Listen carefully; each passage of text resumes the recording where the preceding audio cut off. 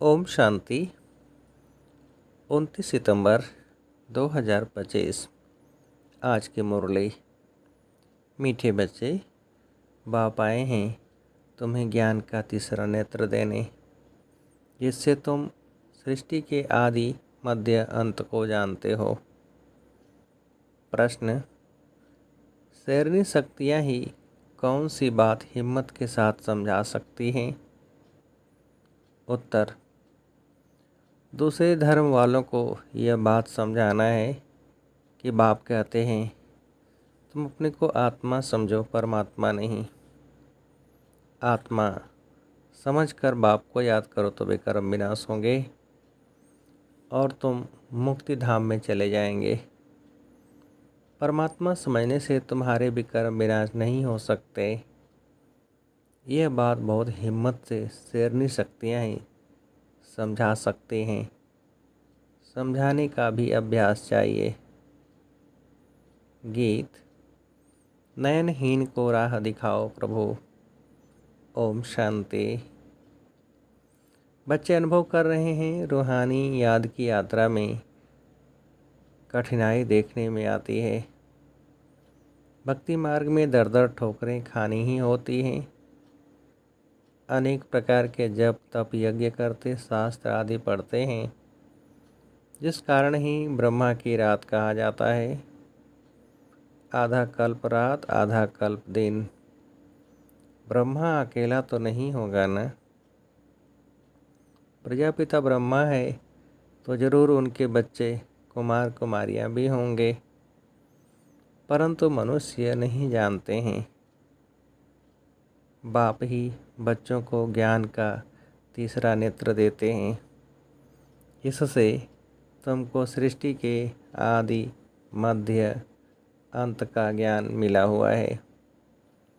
तुम कल्प पहले भी ब्राह्मण थे और देवता बने थे।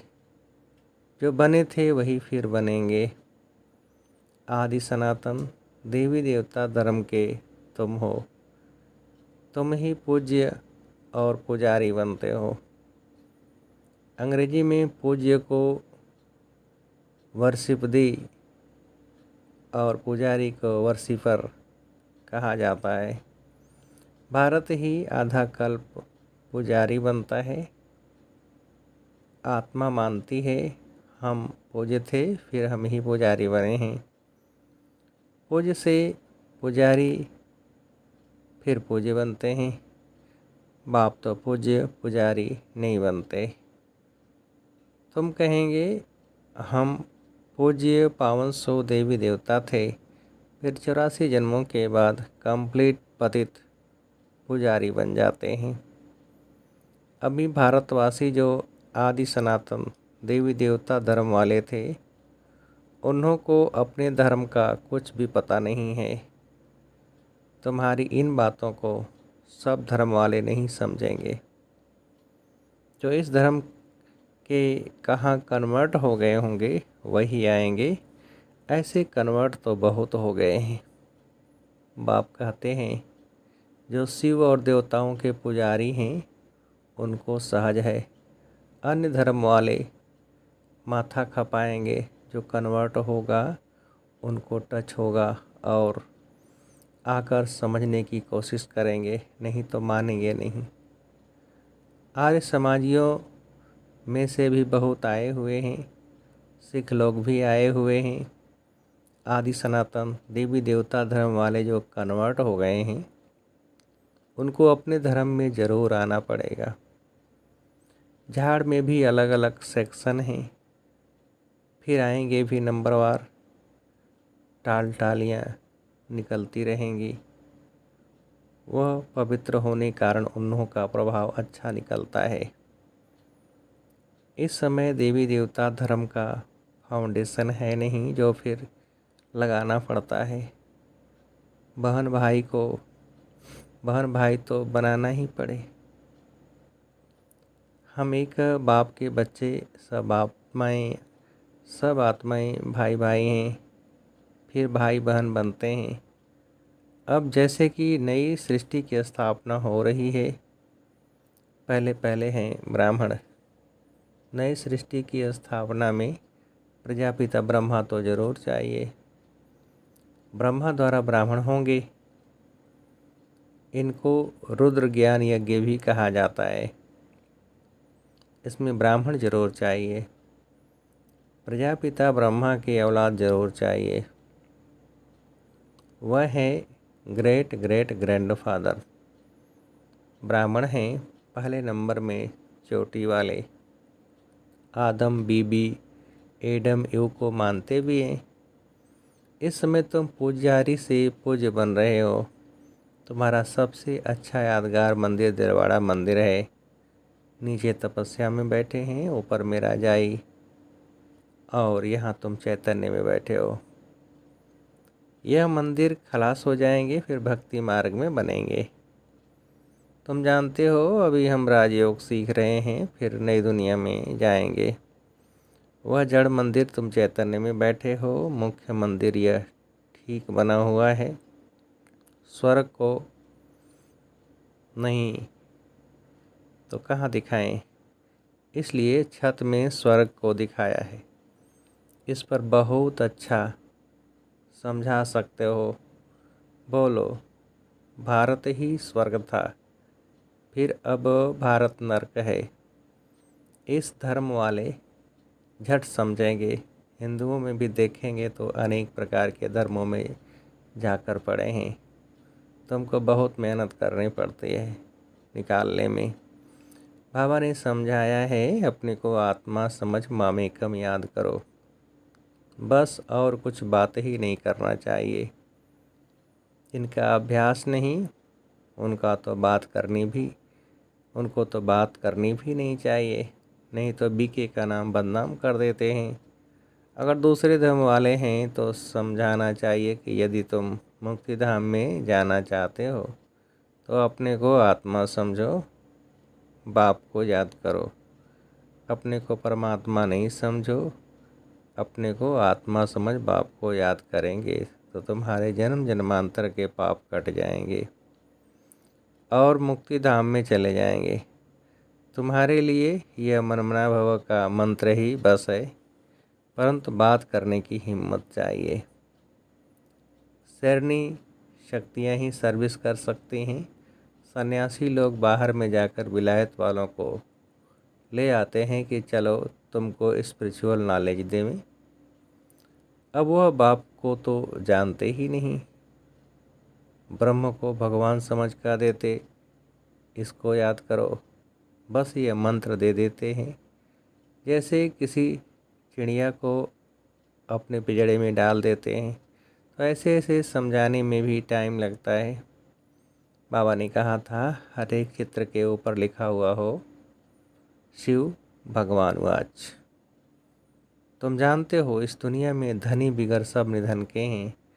पुकारते हैं तो माता पिता। अच्छा, उनका अर्थ क्या है?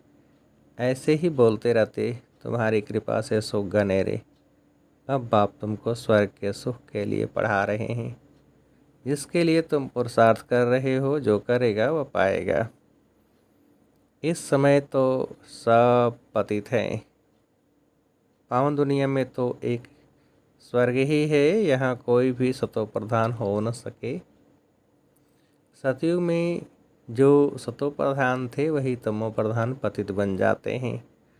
क्राइस्ट के पिछाड़ी जो उनके धर्म वाले आते हैं वह तो पहले सतो प्रधान होंगे ना। जब लाखों के अंदाज में होते हैं तब लश्कर तैयार होता है लड़कर बादशाही लेने। उनको सुख भी कम तो दुख भी कम। तुम्हारे जैसा सुख तो किसको मिल न सके। तुम अभी तैयार हो रहे हो सुख धाम में आने के लिए। बाकी सब धर्म कोई स्वर्ग में थोड़े ही आते हैं। भारत जब स्वर्ग था तो उन जैसा पावन खंड कोई होता नहीं। जब बाप आते हैं तभी ईश्वरीय राज स्थापन होता है। वहाँ लड़ाई आदि की बात नहीं। लड़ना झगड़ना तो बहुत पीछे शुरू होता है। भारतवासी इतना नहीं लड़े हैं, थोड़े आपस में लड़कर अलग हो गए हैं। द्वापर में एक दो पर चढ़ाई करते हैं। यह चित्र आदि बनाने में भी बड़ी बुद्धि चाहिए। यह भी लिखना चाहिए कि भारत जो स्वर्ग था सो फिर नर्क जैसा कैसे बना है, आकर समझो। भारत सद्गति में था, अब दुर्गति में है। अब सद्गति को पाने के लिए बाप ही नॉलेज देते हैं। मनुष्यों में यह रूहानी नॉलेज होती नहीं, यह होती है परमपिता परमात्मा में। बाप यह नॉलेज देते हैं आत्माओं को, बाकी तो सब मनुष्यों को ही देते हैं। शास्त्र भी मनुष्यों ने लिखे हैं, मनुष्यों ने पढ़े हैं। यहाँ तो तुम्हें रूहानी बाप पढ़ाते हैं और रूह पढ़ती है। पढ़ने वाली तो आत्मा है ना, वह लिखने और पढ़ने वाले मनुष्य ही हैं। परमात्मा को तो शास्त्र आदि पढ़ने की दरकार नहीं। बाप कहते हैं इन शास्त्रों आदि से किसकी भी सद्गति हो नहीं सकती, मुझे ही आकर सबको वापस ले जाना है। अभी तो दुनिया में करोड़ों मनुष्य हैं। सतयुग में जब इन लक्ष्मी नारायण का राज्य था तो वहाँ 9 लाख होते हैं। बहुत छोटा झाड़ होगा। फिर विचार करो इतनी सब आत्माएं कहाँ गई। वह सब मुक्ति धाम में रहती हैं। हर एक आत्मा अविनाशी है, उनमें अविनाशी पार्ट नूदा हुआ है जो कभी मिट नहीं सकता। आत्मा विनाश हो न सके। आत्मा तो बिंदी है, बाकी निर्वाण आदि में कोई भी जाता नहीं, सबको पाठ बजाना ही है। जब सब आत्माएं यहाँ जाती हैं तब मैं आकर सबको ले जाता हूँ। पिछाड़ी में है ही बाप का पाठ, नई दुनिया की स्थापना, फिर पुरानी दुनिया का विनाश। यह भी ड्रामा में नूद है। तुम आर्य समाजियों के झुंड को समझाएंगे तो उसमें जो कोई इस देवता धर्म का होगा उनको टच होगा। बरोबर यह बात तो ठीक है, परमात्मा सर्वव्यापी कैसे हो सकता। भगवान तो बाप है, उनसे वर्षा मिलता है। कोई आर्य समाजी भी तुम्हारे पास आते हैं ना, उनको ही सैम्पलिंग कहा जाता है। तुम समझाते रहो, फिर तुम्हारे कुल का जो होगा वह आ जाएगा। भगवान बाप ही पावन होने की युक्ति बताते हैं। भगवान आज मामेकम याद करो। मैं पतित पावन हूँ, मुझे याद करने से तुम्हारे विकर्म विनाश होंगे और मुक्ति धाम में आ जाएंगे। यह पैगाम सब धर्म वालों के लिए है। बोलो। बाप कहते हैं देह के सब धर्म छोड़ मुझे याद करो तो तुम तमो प्रधान से सतो प्रधान बन जाएंगे। मैं गुजराती हूँ, फलाना हूँ, यह सब छोड़ो। अपने को आत्मा समझो और बाप को याद करो। यह है योग अग्नि, संभाल कर कदम उठाना है। सब नहीं समझेंगे। बाप कहते हैं पतित पावन मैं ही हूँ, तुम सब हो पतित। निर्वाण धाम में भी पावन होने बिगड़ आ न सके। रचना के आदि मध्य अंत को भी समझना है। पूरा समझने से ही ऊंच पद पाएंगे। थोड़ी भक्ति की होगी तो थोड़ा ज्ञान समझेंगे, बहुत भक्ति की होगी तो बहुत ज्ञान उठाएंगे। बाप जो समझाते हैं उसको धारण करना है। वानप्रस्थियों के लिए और ही सहज है, गृहस्थ व्यवहार से किनारा कर लेते हैं। वानप्रस्थ अवस्था 60 वर्ष के बाद होती है। गुरु भी तब करते हैं। आजकल तो छोटेपन में ही गुरु करा देते हैं, नहीं तो पहले बाप, फिर टीचर, फिर 60 वर्ष के बाद गुरु किया जाता है। सद्गति दाता तो एक ही बाप है। यह अनेक गुरु लोग थोड़े ही हैं। यह तो सब पैसे कमाने की युक्तियां हैं। सद्गुरु है ही एक, सबकी सद्गति करने वाला। बाप कहते हैं मैं तुमको सब वेदों शास्त्रों का सार समझाता हूँ। यह सब है भक्ति मार्ग की सामग्री। सीढ़ी उतरना होता है। ज्ञान भक्ति, फिर भक्ति का है वैराग्य। जब ज्ञान मिलता है तभी भक्ति का वैराग्य होता है। इस पुरानी दुनिया से तुमको वैराग्य होता है, बाकी दुनिया को छोड़ कहाँ जाएंगे। तुम जानते हो ये दुनिया ही खत्म होनी है, इसलिए अब बेहद की दुनिया का संन्यास करना है। पवित्र बनने बगैर घर जा न सके। पवित्र बनने के लिए याद की यात्रा चाहिए। भारत में रक्त की नदियाँ होने के बाद फिर दूध की नदियाँ बहेंगी। विष्णु को भी क्षीर सागर में दिखाते हैं, समझाया जाता है। इस लड़ाई से मुक्ति जीवन मुक्ति के गेट खोलते हैं।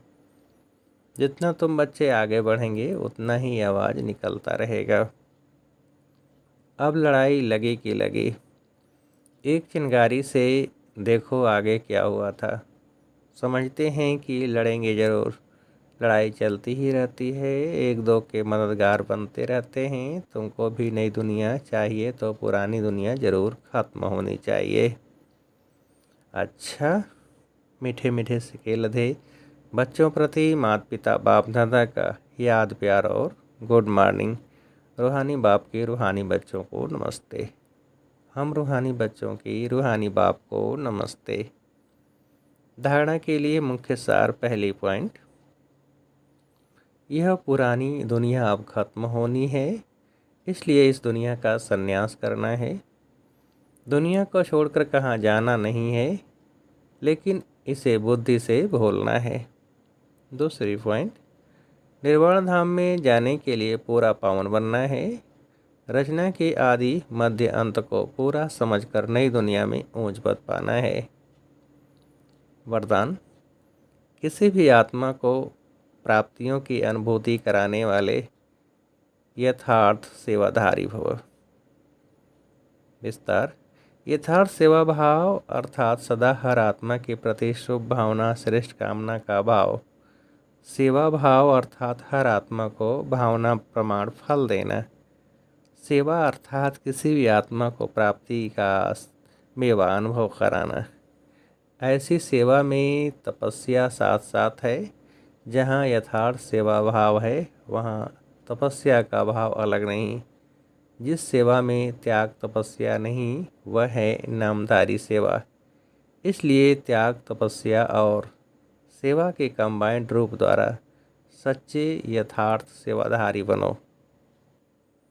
स्लोगन, नम्रता और धैर्यता का गुण धारण करो तो क्रोध अग्नि भी शांत हो जाएगी। अव्यक्ति सारे, अब लगन की अग्नि को प्रज्वलित कर योग को ज्वालारूप बनाओ। अभी निर्भय ज्वालामुखी बन प्रकृति और आत्माओं के अंदर जो तमोगुण हैं उसे भस्म करो। तपस्या अर्थात ज्वाला स्वरूप याद। इस याद द्वारा ही माया व प्रकृति का विकराल रूप शीतल हो जाएगा।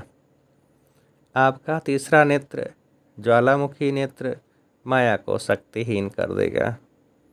अच्छा, ओम शांति।